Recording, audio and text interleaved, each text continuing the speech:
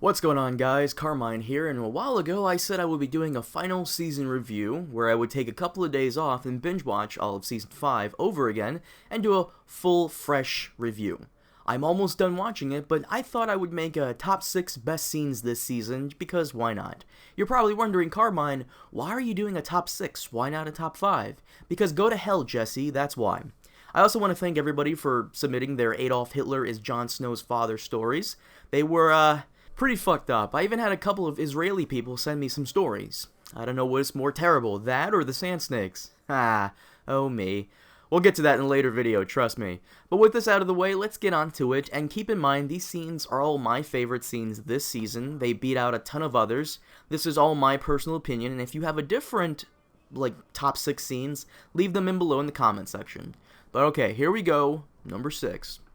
And it has to be Cersei's arrest. I absolutely love this scene, and not because I enjoyed both Jonathan Pryce and Lena Headey's performances, but because it's probably one of the biggest fuck yous in the show's history. One of the biggest. Here you have Cersei trying to use the faith as a weapon, and I hate to be that guy who loves using cliches, but when you play with fire, it fucks you in the arse.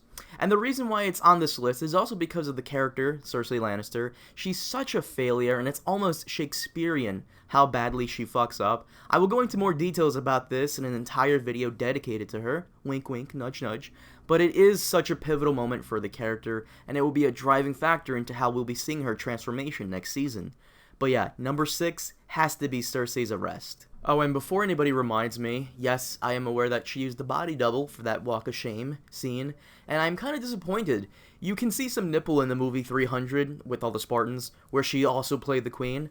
I found it a bit weird how her boobs changed size, but I get it. I'm a little disappointed that she didn't go above and beyond the Call of Duty, but it's understandable.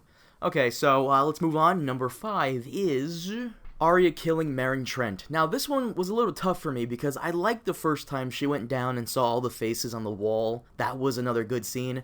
But I have to give props to her finally taking out Marant, which would have made it better if she went all crazy and started tattooing tally marks all over her body every time she killed someone. I also loved the way they switched out the original character for Marant.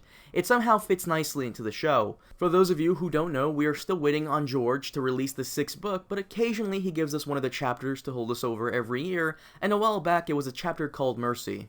I won't go into too much detail over it, but similar events do happen. I guess you could say that Arya killing him was another big fuck you, but I must say, showrunners, was it really necessary to make him a pedophile? I mean, it makes the death much more well-deserved, in my opinion, but we didn't need a reminder of how much of a jerk he is. We already hated him for what he did to Sansa, and I think Bronn said it best when he said, Marant is better at beating little girls than fighting men.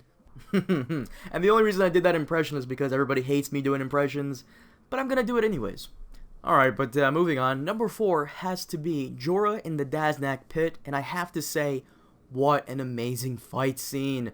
Ian Glenn, I believe that's the actor's name, he plays such a good Jorah Mormont. I absolutely loved it. I thought it was simply amazing, and I also noticed how there were a lack of shaky cam or quick cut edits. Thank you so much for not putting that in.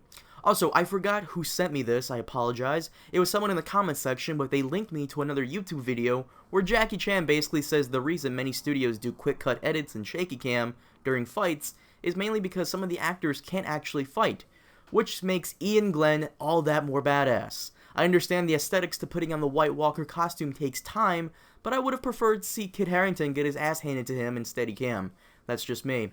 But that being said, Jorah in the pits was such a great moment for the show and for him. The look he gave Daenerys before fighting and afterwards too, his interactions with her and the whole thing.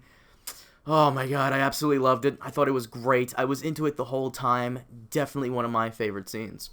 But moving on, we're down to the top 3 best scenes for Season 5. You ready for this? Some of you will hold me for saying it, but number 3 has to be Stannis' last stand.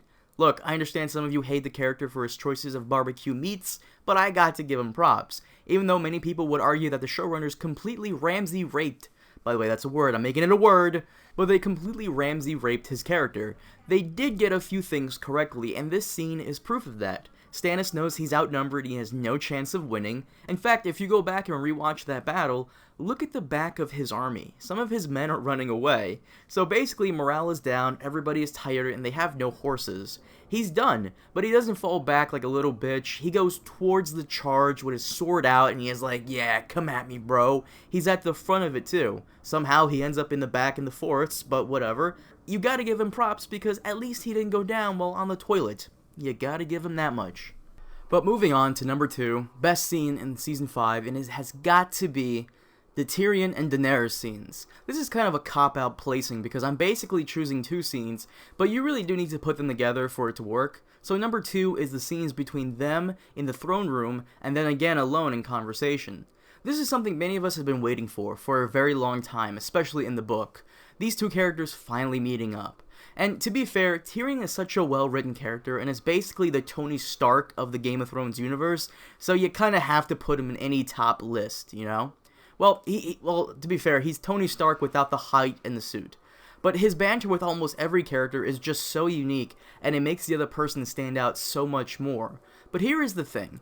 Something I've had a problem with is identifying Daenerys and how she's being portrayed on the television show. We've seen strong female characters before, but my question to you guys is this, and this is going to come into my final Season 5 review. Do you think she's a strong character, or just someone trying to hide the fact that they have no idea what the fuck they're doing? And I honestly really want other people's opinions on this, because everybody has such a different opinion on Daenerys. Some people like her, some people hate her, some are in between. So I do look forward to reading your comments on this topic if you have an opinion on it. But like I said, number 2, definitely Tyrion and Daenerys. I really did enjoy their conversations, and I honestly wanted more of it, but maybe we'll get some more in Season 6. Okay, so now we've come to number 1, and you had to have seen this coming. It is the final shot of Hardhome where the Night's King comes down and raises up all the dead wildlings into his own personal army. This shot set up the real threat of the White Walkers. Up until now, we've been hearing about how crucial it is that we all must band together and how we need to fight back, but this shot summed up how scary and insane these things really are. Thousands of people slaughtered in a few minutes, not something you see happening every day. Especially how effective and quick they were about it too. I also heard that it took them almost an entire month to film that entire battle of Hardhome, and how a lot of work went into everything from clothes to lighting and even stunt work. I really do appreciate the love and care that goes into making this stuff look believable, especially when they shoot on location. Take note, George Lucas, take note. But yeah, I hate to leave you guys on such a small note with this one, but can you blame me? I really did enjoy it, but I'm curious, if someone out there feels that Hardhome shouldn't have been number 1, let me know in the comment section below what you think should have been number 1 and why. Thanks for watching. If you enjoyed, make sure to rate, comment, favorite, and subscribe, like us on Facebook, follow us on Twitter, and be sure to check out our other videos as well. Thanks for watching.